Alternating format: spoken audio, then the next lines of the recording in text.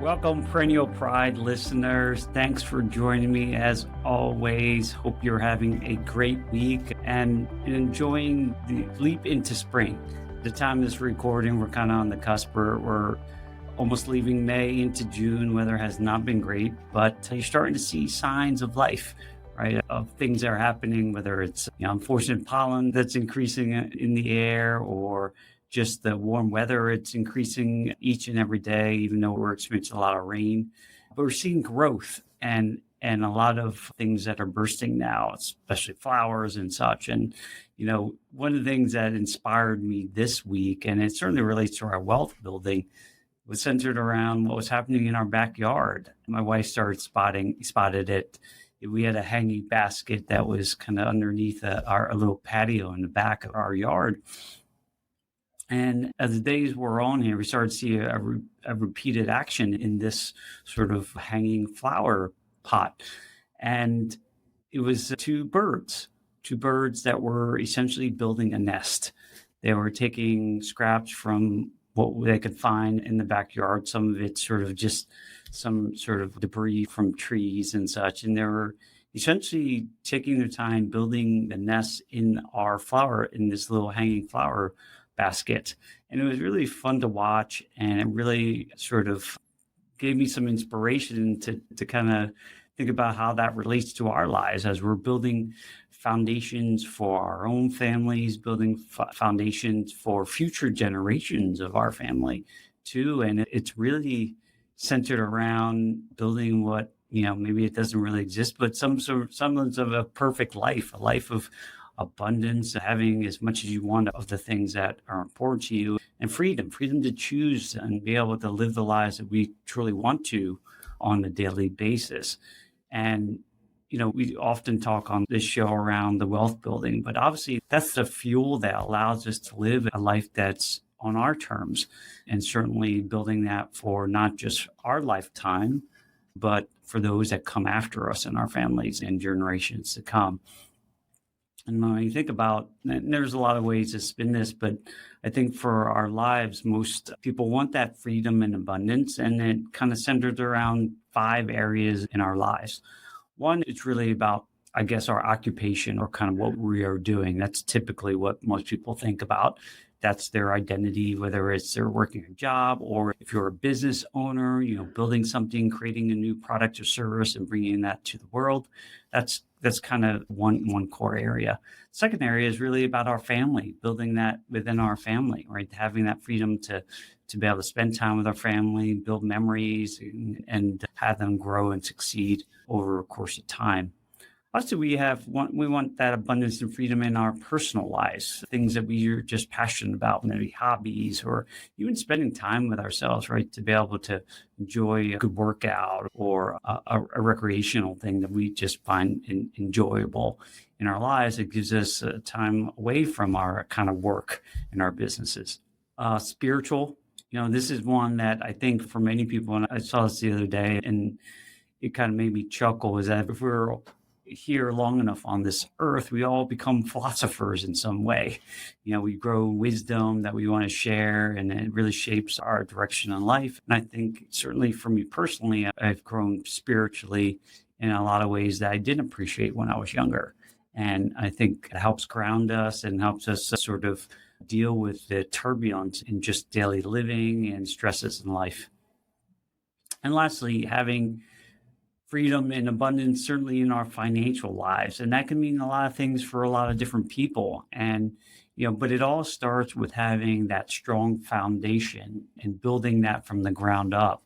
In our financial lives, we can be quick to get into those areas that are just sexier or more shiny object sort of syndrome sort of areas that we get enamored with, and they're just more interesting to talk about, whether it's unique investment strategies or going for that high risk sort of endeavor that really can, help you make maybe fast money in this world. Those are things that draw so much attention. Some of the more foundational, fundamental things are really super important and they build the strength and ability for us to grow and even take on some of those risks. I think about it too as it relates to things that, that happens everywhere in our lives. Think about a golf game. Like anyone who's into golf, it's sexy to talk about, hey, how can I get to hitting a 300-yard drive? But foundationally, if you can't hold the club properly with a good grip, it's going to be nearly impossible to do things and kind of expand upon your golf game to excel at that level. So these are all foundational things that are just part of our lives that really build our wealth. And so today I want to cover kind of what I would say some of the big keys around building that foundation and how they sort of drive us to be able to invest and build the freedom that we want in all those areas of our lives. And, financially, I don't want to make it more as sometimes we can be easily chasing the dollars and that's what the goal is. Well, it really isn't.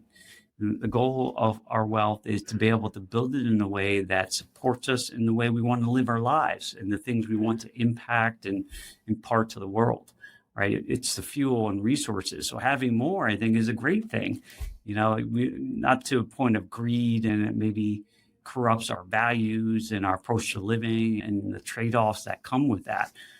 But having all the wealth that you want to be able to live the life you want and do the things you want. And that to me is definitely inspirational and worth living for.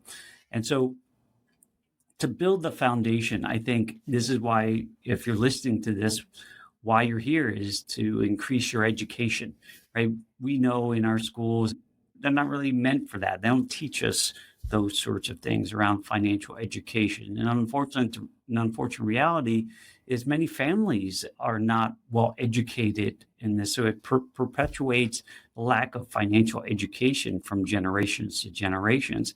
And so we as parents, and certainly stakeholders in the future generations, that's part of our responsibility, is to share that. And certainly I take pride in that. And I believe if you're listening to this, you do too, is that's why you're trying to gain more education so that you can empower yourself and your wealth and your children and future generations after them. And so financial education is so key. And, this is why in the world of finances, and certainly our financial system, there are things that have been built and advertised and marketed to us to say, this is the only way. This is how you build and store and invest, and trying to make it as simple as possible. And I get it. I mean, we like simpler. However, it really puts people in a situation where you're in a system that is almost like shielded from all the different things that could benefit you even greater. And I was caught in that system too in early in my life, and didn't see what else is out there. It's almost like you arrived and didn't even want to explore things outside. So, I think this education, the financial education, certainly starts at very basic things like, spending less than you make and those sorts of fundamental things. But that financial education, especially if you're a business owner, and even if you're not a business owner, an employee, it will never end.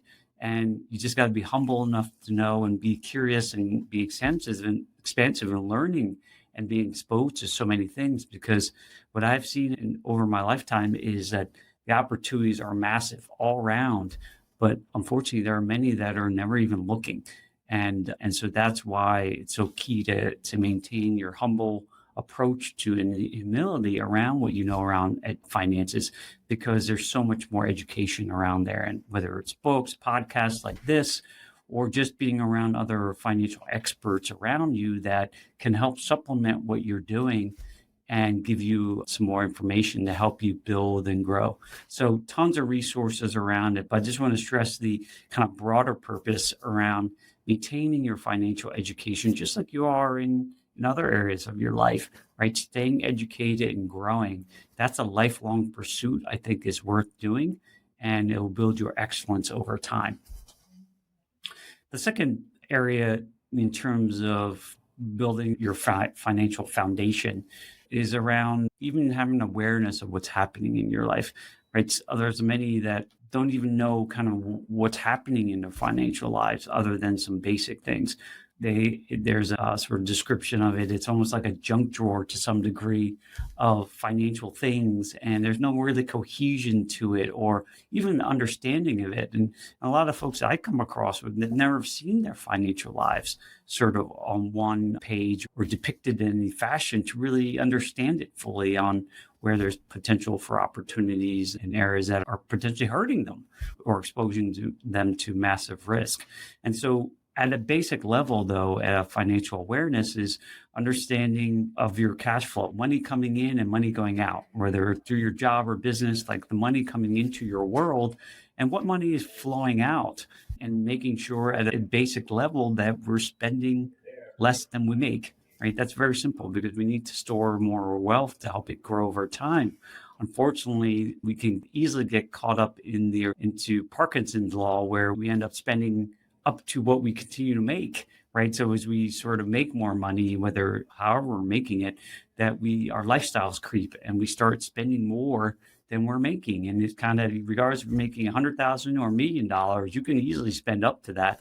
And then you're kind of essentially in the same boat, right, in terms of a financial situation. And unfortunately, things do change that could disrupt that dramatically, and then the gravy train ends. So those are the types of things that seem so fundamental, but look at our government where they cannot stop spending, and we're just racking up trillions and trillions of dollars of debt, and some people think that's not a problem.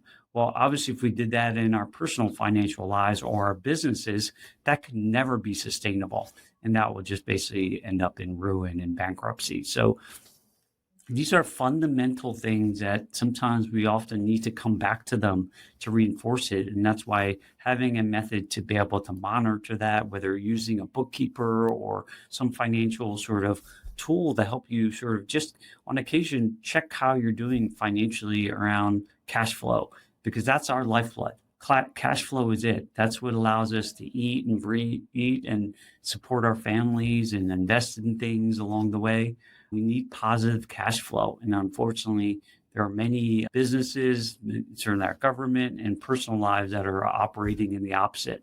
And that is just not sustainable and unfortunately will not end very well. So connected to that too is our saving money, which is not the most exciting thing to be talking about, but saving money is so key because I definitely am a proponent of people finding occupations or businesses, things that they can do for the rest of their lives and contribute. There's obviously a lot of noise and talking around, hey, work X number of years and then you get to retire, take Social Security, and then basically hang it up. Anyone who's listened to me long enough knows that I'm not really a big proponent of that.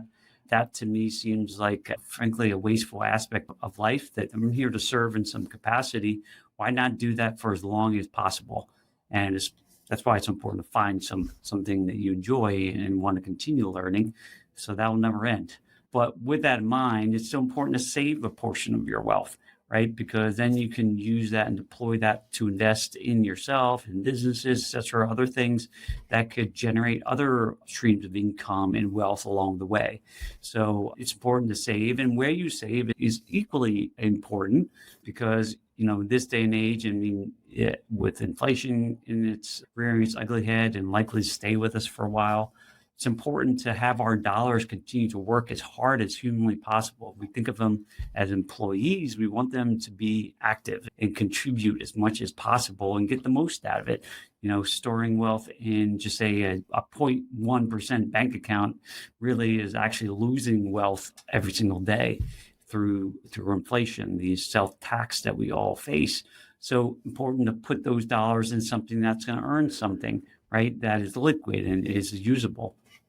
And there's a lot of host of ways to do that, whether through money market accounts. And so today isn't about providing the financial advice, but making sure that your dollars are in the safe zone, working in some capacity to earn you something to keep up with the inevitable inflation that we're all dealing with. So important to do that, get on the system rhythm.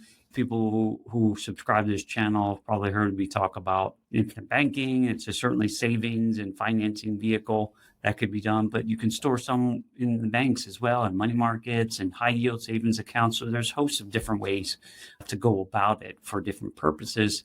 but it's something it's certainly important for you to consider and maximize those dollars to ensure that it's serving you and not serving, say, a bank.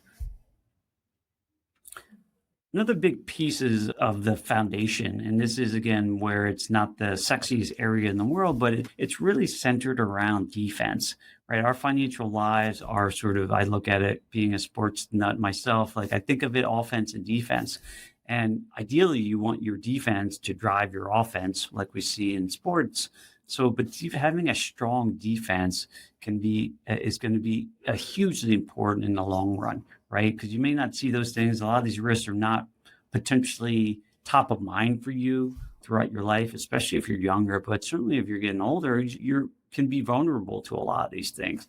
So one of the core elements of it is around property and casualty. This could be your home, auto insurance, right? Umbrella policies, that kind of space, right? Some of the core elements of our lives, having that adequate protection. And I certainly lean towards maximum protection on these things because I'm trying to avoid catastrophic things that are going to impact our wealth. So this is an approach to make sure that you are working with a good advisor, that not just a transactional one, you pump it into an online system and it gives you the bare minimum, and you hope that none of these things happen. But it's important for you to really get some expert advice to kind of shape your protections around this space to ensure that you're really protected on all those things that could happen. And, any of those hits, whether it be from, something happens to your house, and, you hear more and more of these catastrophic things happening, say in California, and when people are not protected and their asset is basically gone and they still owe that debt, for instance. And, in the auto world, things happen. Now we have things like Waymo where they're driving for you, but unfortunately, we still have tons of accidents that could be damaging to people, and people can sue you. And that's why also having that liability umbrella and protection is really key. So that's a really big area that I think is underlooked and rarely thought about until it happens, right? Until you experience it or see someone go through it, it doesn't always feel real, but we know it's a reality in our lives and it could happen. And that's why it's so key to go plan for it and have good protections in place. Another area that is in the insurance space hits on things like life and health and disability. Those are areas that, the only certainty that I'm aware of in our lifetime is that we don't get out of this lifetime alive. We are eventually going to graduate and pass on. That's a reality. And we have all hosts of things associated with that in our podcast. But, this is an area that people really don't like to talk about. And, I understand why. It's our mortality is something that people don't want to talk about, just like our personal finances, which is ironic. But, it's one of those things that certainly as I've grown older, recognizing and facing that reality helps empower me to think about what do we do now, right? And how do I show up every single day? So, if you take it from that frame, I think it will give you a little bit more strength to tackle these things and talk about them and actually plan ahead, right? What would you want to happen if something happened to you for your family? And that goes with disability, and certainly having the adequate protection in place for health are so key, because some of those things could be devastatingly expensive if you're not covered properly. So those are really important to sort of shape and understand that whether you're adequately protected in the way that you want. There's no one size fits all with this. There are some within the broader financial community who say just get absolutely what is needed. And I think that is from my perspective, a scarcity-minded approach. And I'd rather spend the money to ensure that my family is protected completely and that they can live the life that I had hoped for them, even if I'm not here. So it really is going to be unique to your own situation and how you approach it. But having those frames will at least give you the best chance to kind of make the decisions that you want for your family, and important to talk through. Often, and I touch on this, the next topic that I want to cover is something that I kind of mentioned earlier around debt. Debt, we are a debt-fueled nation, as you can easily see. Credit is used heavily at a personal level, business, government, you name it. We're fueled by debt. And even investing is fueling debt. Investing gets fueled by debt. And strategically, that makes sense, right? You can do it in that fashion and just takes a little bit more care. But having a good debt strategy around it and how we finance things in life, because whether we take on debt to fund our lifestyle or we pay in cash, there's still, broadly speaking, a financing that is occurring, right? So if you're taking on debt, you're obviously explicitly taking on debt, say to get a mortgage to buy a house, and you're paying the bank to be able to use their money to supplement the purchase of your home. Well, if you paid all cash, then those dollars no longer are working, and there's an opportunity cost because those dollars aren't working for you. That has a cost to it. So whether you're paying cash or taking on debt, it's kind of, in the broader sense, a sort of debt and financing strategy for our lives. So it's important to understand, one, to not over leverage, right, or take on way too much debt, because you're basically pulling forward future income. But it's easy to get in over your head, and that could really be a drain on your life and your ability to save money and invest. If you're overextended with debt, which we know, unfortunately, a lot of families and even businesses are overextended and maybe not in a good position.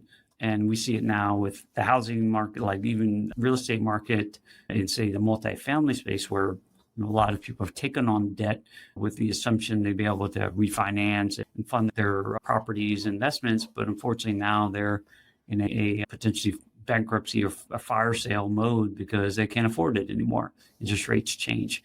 And so being mindful of your debt situation and trying to be disciplined to continue to have positive cash flow and use debt strategically and try to mitigate the costs around that is so important to your long-term wealth building. And look at the people who are unfortunately now strapped with tons of college debt that they took on with the hopes that they were going to use that to be able to get a good job and be able to create the income in lifetime. And that is getting more challenging these days. And unfortunately, then you're still burdened with that debt for decades to come. So it's really important to really consider that. A couple of the last two areas I want to cover in this one is one with estate planning and living trusts in that sort of space and powers of attorney. This is one of those areas that I see often is overlooked or not done.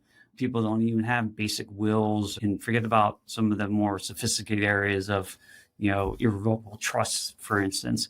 But even having basic estate documents of powers of attorney, healthcare proxies, all those sorts of things, a lot of people don't have, and they just hope that none of that stuff happens to them because they're going to be ill prepared to address it properly or have what they want to happen. And so really key for you to get at least the basic sort of estate plan in place. And I would certainly advocate, especially as you have assets, a living trust, and then you can expand and get into some of the more sophisticated areas, especially if you're a business owner. But getting those areas or high net worth individual, to get those sort of core elements in place, and then you can build off of them. But most people I run across don't even have that. And so basically what you have is a state plan, not a state. You have the state plan. The state that you live in will now take over. And unfortunately, what they decide may or may not be in your best interest. And it will also be potentially costly to go through probate and all those sorts of things. So just something to consider, and at least getting some basic things. And this day and age, there's a lot of ways to get some basic things in place. And the last basic area around foundation is asset protection. And that can be a broad sense. That could be protecting against liability, right? That's why you have umbrella insurances. That's why you have protections on your assets, like your homeowners and life insurance, those sorts of asset protection. But, especially as you're a business owner or in rental real estate, things that, expose you to liability, it's important that you consider the entity structures you're using, LLCs, those sorts of things. And the good thing, and understanding that there's some types of accounts that are already protected, whether it be your retirement accounts, life insurance, things that already have innate in your home, innate sort of protections in place that are going to shield your assets from potential liabilities, because they can come up when you least expect it. Unfortunately, I ran across somebody where they were driving and weren't paying attention. and basically ran over somebody and, spiraled into massive lawsuits and such, and caused a lot of financial pain due to just an accident. And, these are types of things that sometimes in a blink of an eye, your life can change very dramatically. And we just don't know when that will happen. So important to be able to think ahead of it and sort of plan ahead. And a lot of these things are not even overly complicated or expensive. It just takes some time, energy, and some expert advice to help you guide you through it. So that's kind of the flow of the kind of core elements of what I would consider a financial foundation. And because if you did those things properly and you're saving and investing, saving portions of your wealth, you're really protected, you've got a good debt strategy in place and how you leverage it, then you really can push to go invest, right? We get pushed to invest by all these gurus like immediately. Part of me says, I understand, especially when you're getting started, you want to at least invest somewhere. You feel like you're getting started somewhere.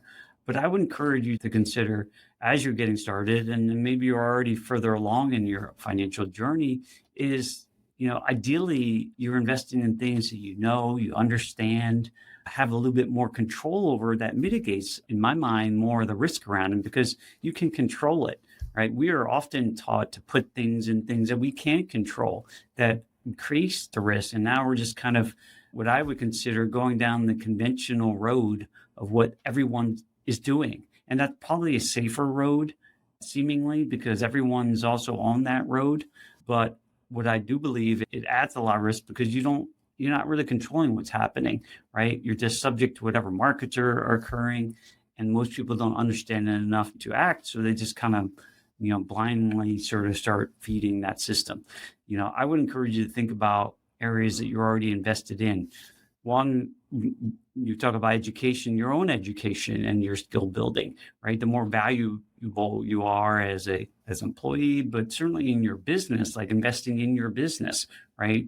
Through getting support to help grow it or employees and such, that to me would be definitely a good area to consider investing. And that's things like, other types of things like real estate, things you have control over that you can sort of dictate a little bit more of what happens. Clearly, we can't control all those things completely, but because we have more line of sight into controlling them, hopefully that reduces the risk and you know more about them, right?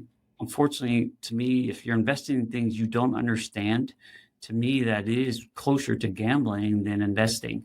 Right? Investing in yourself. And if you learn about those things, then you go invest in them, regardless of what it is, whether it's real estate or the stock market or Bitcoin for that matter, right? Learning more about things, spending more time before you putting significant portions of your money, to me, is better in the long run. You're going to learn more about it and you're going to de-risk your assets and your investment base instead of people being potentially subject to massive drawdowns in areas that they didn't know about. And then they're kind of feeling like their hands are tied and don't have a lot of options. So spending more time up front, learning about things, getting educated, being around experts that can help guide you and give you the tools and resources and knowledge to help you make better decisions. I think in the long run, you'll be much better off and reduce your risk and increase returns. I think that happens over time, but it requires a commitment to do so. So that's kind of how the foundation piece really helps you to build that wealth and then start thinking about it. What would you want to have happen in future years and generations as wealth transfers and all those things come about? But, it starts with the foundation, building the strong foundation that can withstand changes, economic changes and developments. Look what happens with our government, the laws that can easily shift and then dramatically change kind of our outcomes.